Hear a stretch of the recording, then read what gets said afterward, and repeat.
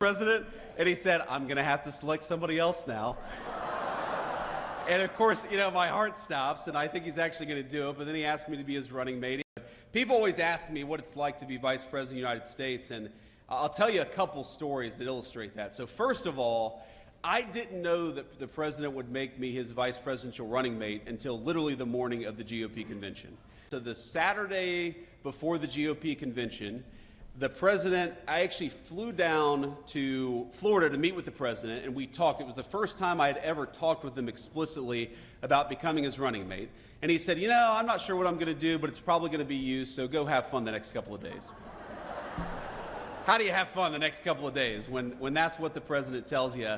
And of course, so that evening he flew up to Pennsylvania to do a rally in Pennsylvania, and that was the famous moment where he turned his head and missed, I think, what would have been one of the great tragedies in American history, not just a tragedy for him personally. And I really do believe, I'm a person of faith, I imagine most of you are too, I believe the hand of God prevented America from experiencing great national tragedy in that moment.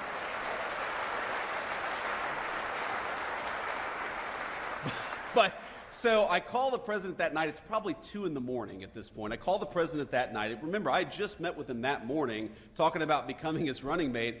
And I'm like, sir, how you doing? And he's like, I'm fine. He'd just been shot in the ear. I'm fine. Nearly lost his life, but totally fine. He goes, how's it playing out there? And I'm like, Mr. President, I think it's playing pretty damn well, because if remember, he had that photo where he raises the fist iconically, and I said, I think that photo is going to go down in history as one of the great photos, and of course, I was right about that. So the morning of the convention, the morning he announces me to be his nominee, he calls me at around 11:45, and I'm not kidding you, I don't answer the phone.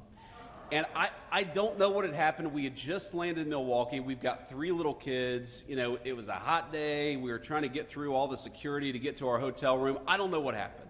So I call him back 15 minutes later, and he answers the phone, and he says, JD, you just missed a very important phone call. I said, yes, Mr. President. And he said, I'm going to have to select somebody else now. And of course, my heart stops, and I think he's actually going to do it, but then he asked me to be his running mate. He actually talks to my son, and, the rest is history, right? The rest is history.